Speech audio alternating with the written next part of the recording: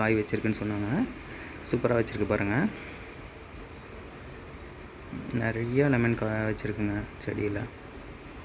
நல்லா கொத்து கொத்தாக 3 காய் 4 காய்னு ஒரே கொத்துலேயே வந்திருக்கு.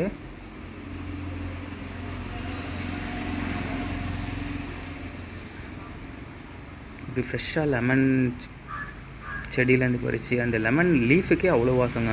ஃப்ரெஷ்ஷான ஒரு ஃபீலிங் கொடுக்கும் லெமன் லீஃபே. லெமன் செடி லெமன்லாம் நிறைய இந்த தடவை காய்ச்சிருக்கு.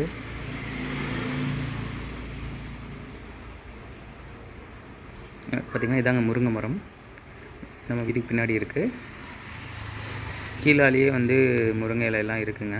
ஸோ முருங்கை இலை, கருவேப்பிலை, டெய்லி நமக்கு தேவைப்படுற கருவேப்பிலை நம்ம எடுத்துக்க முடியும்.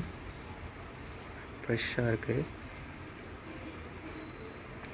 இந்த மாதிரி ஃப்ரெஷ்ஷாக நம்ம தோட்டத்துலேருந்து காய்கறிகள், கீரைகள்லாம் எடுத்துக்க முடியுங்க.